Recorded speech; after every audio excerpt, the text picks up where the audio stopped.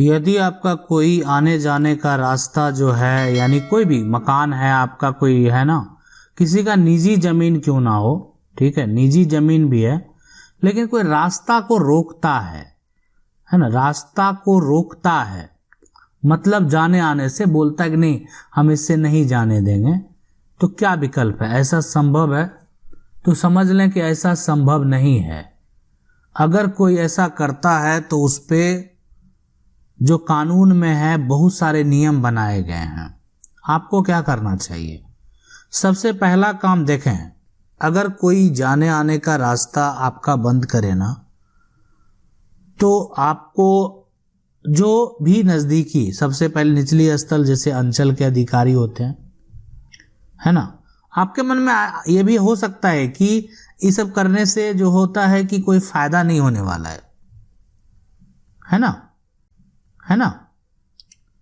तो ये अगर आप ऐसा सोच रहे हैं ना कि ऐसा करने से कोई फायदा नहीं होने वाला है, तो उसके बाद जो उसके ऊपर लेवल के हैं, ठीक है, आपको डीएम को भी जो है आवेदन करना होगा, मतलब जो जिला अधिकारी हैं, है ना, उसके साथ जो है एसडीओ को भी आवेदन करें, इससे संबंधित एसडीएम को भी आवेदन करें, एसडीएम के पास जरूर करें कि रास्ता का जो विवाद है उसका जो निपटारा है, थाना अध्यक्ष को भी आवेदन दें। तो आप इतना काम, इतना प्रक्रिया आपको करना चाहिए, ठीक है, अगर कोई आपका रास्ता बंद कर रहा है तो। रही बात कि उसके बाद का विकल्प बहुत सारे हैं। देखिए, ये तो एक प्रक्रिया है, लेकिन हमारे कानून में जो नियम है वो तो फॉलो करना ही होगा कि अगर कोई किसी प्रकार से, तो यहां तो देखें निजी जमीन में ये सारा प्रक्रिया करने के बाद जो है फिर न्यायालय का तो एक विकल्प बचता ही है, वहां तो आप अपना जो भी है वो निकाल ही सकते हैं। शहर में क्या होता है कि नियम होता है कि बिना आप जो है नक्शा को पास कराए आप मकान नहीं बना सकते हैं। ग्रामीण क्षेत्र में भी नियम होता है, लोग फॉलो नहीं करते हैं।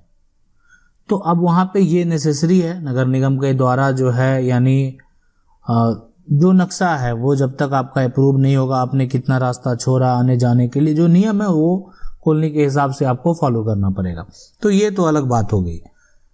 लेकिन कोई अगर ऐसा करता है, कोई भी क्षेत्र हो, शहरी क्षेत्र हो या ग्रामीण क्षेत्र में, तो आप उस पर एक्शन ले सकते हैं। हमारे देश में सिर्फ ये नहीं, आप अपने एग्रीकल्चर लैंड में भी अगर कोई आने जाने का रास्ता रोकता है तो एक्शन लिया जा सकता है और लिया जाता है, ऐसा कानून है। उसके बारे में भी कभी डिटेल से हम बताने का प्रयास करेंगे। हाँ, इतना करने के बाद भी कोई अगर नहीं मानता है तो सिविल न्यायालय में आप केस भी उसके खिलाफ कर सकते हैं। सवाल है कि क्या कोई 15 वर्ष पहले जमीन खरीदने वाला अपने नक्शे को 1908-1909 के अनुसार करा सकता है अपने फायदे के लिए? देखिए, 15 वर्ष जो है यानी पहले की बात है, ठीक है, यहां पे कोई भी 15 वर्ष पहले खरीदे या जो भी खरीदे, नक्शे को 1908-1909 के अनुसार, 1908 और जो है 1909 का जो नक्शा है और उसमें जो उस व्यक्ति का जमीन है उसी के अनुसार सारा कुछ जो है यहाँ पे होगा। इसलिए कि जो उसी नक्शे के आधार पर दोबारा जो है सर्वे कराकर दोबारा नक्शा बनाया गया। आज अगर वर्तमान में फिलहाल अगर सर्वे कराकर दोबारा नक्शा बनाया जाता है तो जो पिछला सर्वे है उसी का सारा इंफॉर्मेशन जो है वो लिया जाएगा। सवाल है कि मेरे नाना जी की संपत्ति थी और नाना जी के बाद जो है यानी होने के बाद वह संपत्ति नानी के नाम आ गई। नानी की 2 बेटियां थी। नानी ने वह संपत्ति नाती के नाम पे कर दी जिसकी उम्र 4 साल थी। मेरा जन्म नहीं हुआ था। बड़ा भाई मुझे घर से जो है यानी बेदखल करना चाहता है, मैं क्या करूं, मुझे सलाह दें। देखें, जो संपत्ति नाना की संपत्ति है और नानी के नाम आई और उसमें 2 बेटियां अगर थी तो संपत्ति नाती के नाम जो है यानी कर दी। अब जो भी जितनी भी उम्र हो, है ना, 4 साल की थी और मेरा जन्म जो है यहाँ पर नहीं हुआ था। अब बड़ा भाई अगर मान लेते हैं बेदखल करना चाहता है तो आप अपना जो है सबसे पहले दावा कर सकते हैं इसमें कि आपका जन्म नहीं हुआ और जन्म बाद में हुआ, ठीक है। नानी वो संपत्ति जो है एक तरह से नानी की संपत्ति है और उनकी जो बेटी है, उनके जो वंशज हैं, उनका तो हक बनेगा ही, ठीक है। तो आप इसमें जो है एक तरह से कोर्ट में केस फाइल, अगर किसी प्रकार का वसीयत है जो कि नाती का जो भी है, अगर ऐसा कुछ है कि हम अपने जो है नाती के नाम से सारा कुछ करना चाहते हैं, किसी प्रकार का वसीयत है तो आप दावा कर सकते हैं। किसी प्रकार का रजिस्ट्री है फिर भी आप प्रयास कर सकते हैं, ताकि जो है यहाँ पे अगर आपका उसमें हक बनता है और आपकी जो उनकी 2 बेटियां अगर वो भी जीवित हैं, तब आपको और फायदा मिलेगा अगर वो आपका सपोर्ट करेंगे तो। लेकिन जो भी होगा न्यायालय का सहारा तो आपको लेना ही पड़ेगा हक प्राप्त करने के लिए। सवाल है कि हमारे पिताजी का जो है हिसाब के जमीन में जो है यानी घर बना हुआ था। पिता की तबीयत खराब होने की वजह से वह घर हमारे दादाजी ने दूसरी चाची के हाथ में जो है बेच दिया। अब वह चाचा हमको बहुत परेशान कर रहा है, इसलिए गुस्से में हम उस घर जो है कुछ करना चाहते हैं। आप इसकी जानकारी वीडियो बनाकर जरूर दें।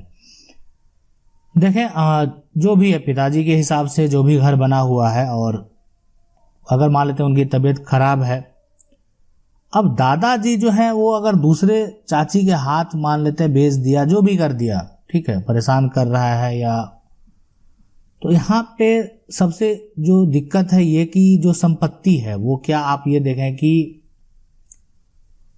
कब का संपत्ति है, पहले से प्राप्त, पूर्वज से प्राप्त संपत्ति है ना। पैतृक संपत्ति होगा, देखें दादा का अगर खरीदा हुआ संपत्ति है, दादा उसके लिए स्वतंत्र है, वो किसी को दे सकते हैं, बेच सकते हैं, है ना, जो भी करना है वो कर सकते हैं। लेकिन का पैतृक संपत्ति है तो यहाँ पिता का भी हक बनेगा और जो एक तरह से पोता है वहां पे उनका भी हक बनेगा।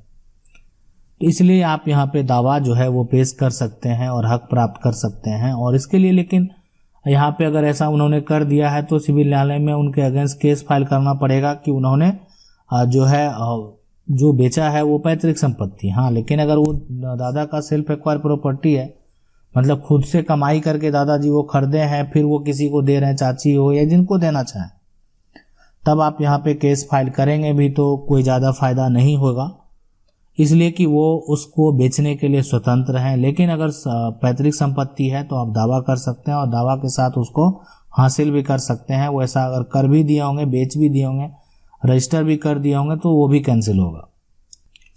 सवाल है कि सर मेरे हस्बैंड की डेथ हो चुकी है, मेरे ससुर ने वसीयतनामा लिख दिया है, वसीयत में प्रॉपर्टी को मेरी छोटी बेटी और अपने नाती जो है नाते के नाम कर दिए हैं, और अपने भाई के जो है यहाँ पर बेटे को मेरी बेटी जो है सारी रिस्पॉन्सिबिलिटी दे दी है। मेरे जो है यहाँ पे पूछे बिना मेरी प्रॉपर्टी में कहीं भी नाम नहीं है। जहाँ तक मेरी बेटी का जो है यहाँ पे जिम्मेवारी अपने भतीजे को दे दी है। प्लीज़ सर अपना जो है यहाँ पर मुझे आपसे बात करना। बिल्कुल देखें, हम आपको डिटेल बताते हैं और अगर ऐसी ज़रूरत पड़ेगी तो बात भी करेंगे। अब देखें, सबसे बड़ी बात है कि जो उनका रिस्पॉन्सिबिलिटी है जो उन्होंने दिया, अगर आपके जो है पति की डेथ हो गई है तो आपका जो भी पति का शेयर होगा, अगर संपत्ति पैतृक है, देखें पैतृक संपत्ति है आपके ससुर की, उनके भी बाप दादा की संपत्ति है, तो वो अगर वो वसीयत करने के हकदार ने, वसीयत को आप रद्द करा सकते हैं और अपना जो है बच्चे का हक प्राप्त कर सकते हैं, ठीक है, वो आपको हक जरूर मिलेगा। मतलब आप जो है यहाँ पर अगर वो ससुर हैं तो वो भी एक हिस्सेदार का काम करेंगे, मतलब संपत्ति 3 हिस्सों में बढ़ जाएगा। एक आपका पति का होगा, है ना, एक पति का होगा, एक आपके ससुर का भी होगा, एक जो है और बेटे का होगा। तो ये ऐसा इस तरीके से सारा उसका सिस्टम होगा, तो आप दावा कर सकते हैं। लेकिन हाँ, ससुर का संपत्ति खरीदा हुआ या आपका पति का संपत्ति अगर खरीदा हुआ तो आप उसके हकदार होंगे। लेकिन पैतृक संपत्ति है तो आप उसको जो है यानी कोर्ट से केस फाइल करके हासिल कर पाएंगे। जो अपना बेटा, आपका जो है बेटी है, जिसका भी जितना हिस्सा बनेगा वो आपको जरूर मिलेगा। सवाल है कि सर हम सरकारी क्वार्टर में 30 साल से कब्जा किए हुए हैं, क्वार्टर हमारा हो सकता है सर, रिप्लाई प्लीज। देखिए, अगर यहाँ पे क्वार्टर में आप कब्जा करके रखे हुए हैं ना, तो वो आप जो है वो सरकारी परिवार के द्वारा जो है कभी भी लिया जा सकता है, कभी भी आपको खाली कराया जा सकता है। सरकार को अभी उसकी नीड नहीं होगी, इसलिए जो है सरकार के या वहाँ पे किसी भी प्रकार का कोई भी सरकार को फिलहाल वो उस बात का नज़र नहीं गया होगा। आप एक लंबे समय से लेकिन सरकार के द्वारा किसी प्रकार का एक्शन नहीं लिया गया है, आप सब कुछ अपने नाम से करा के रखे हुए हैं, फिर भी एक दावा पेश कर सकते हैं। लेकिन अगर वो सब कुछ सरकार के नाम से ही है और सरकार की तरफ से वो क्वार्टर बना हुआ है, तो फिर यहाँ पे आपको उतना ज़्यादा बेनिफिट नहीं होगा अगर आप कब्जा किए हुए भी हैं तो। लेकिन फिर भी जहाँ कब्जा किए हुए हैं वो सारा बिजली का कनेक्शन हो, अन्यथा जो भी डिटेल है एक लंबे समय से आप वहाँ पे प्रूफ दे सकते हैं कि आप 30-40 साल के समय से जो है आप वहाँ पे रह रहे हैं। फिलहाल आपने 30 साल मेंशन किया है यहाँ पे, तो 30 साल से अधिक समय से रह रहे हैं, तो एक दावा फिलहाल आप कर सकते हैं। लेकिन यहाँ पे जो है अगर यहाँ पे प्रतिकूल कब्जा के तहत, लेकिन फिर भी वो डिपेंड करता है जजमेंट के ऊपर कि कोर्ट का क्या निर्णय होता है। आप एक प्रयास कर सकते हैं। सवाल है कि पैतृक जमीन बेचकर दूसरी जमीन खरीदी जाए तो क्या उसका पैतृक जमीन मानी जाएगी या नहीं। देखिए, पैतृक जमीन को बेचकर जो है दूसरी जमीन खरीदा जाएगा तो वो पैतृक इसलिए नहीं माना जाएगा कि जिसके नाम से खरीदा गया उसका वो अर्जित संपत्ति हो जाएगा, ठीक है। लेकिन अब ये खरीदा गया पैतृक संपत्ति को बेचकर, तो आप अगर उसमें अपना हक का दावा जब करेंगे, मान लेते हैं आपको हक नहीं दिया जा रहा है, तो जब आप हक का दावा करेंगे तो आपको ये बात प्रूफ करना पड़ेगा कि पैतृक संपत्ति को बेचकर संपत्ति खरीदा गया। और ये बात अगर आप प्रूफ कर देंगे वहां पे, तो वो आपके लिए आप वहां पे उसके हकदार होंगे, ठीक है। तो ये ऐसे होता है। लेकिन मान लेते हैं कोई संपत्ति को जैसे भी करके, पैसा जैसे भी लाया, पैतृक संपत्ति को बेच के भी लाया, लेकिन जिसके नाम से खरीदा गया वो तो उसका अर्जित संपत्ति होगी। लेकिन जब हक की बात आएगी, किसी को हक नहीं दिया जाएगा और वो दावा करेगा कि ये अपना पैसे के अपनी कमाई से संपत्ति नहीं खरीदा गया, ये संपत्ति जो खरीदा गया किसी पैतृक संपत्ति को बेचकर ही खरीदा गया, तो उसमें उनका हक होना चाहिए, वो उस परिवार के वंशज हैं। तो इस तरह से जब ये बात स्पष्ट हो जाएगा तब आप अपना दावा पेश कर सकते हैं, अपना हक प्राप्त कर सकते हैं। आशा करते हैं वीडियो अच्छा लगा हो। वीडियो लाइक जरूर कर दें। चैनल को पहली बार देख रहे हैं, सब्सक्राइब करके जो बेल आइकन है उसको जरूर दबा लें। मिलते हैं अगले वीडियो में, तब तक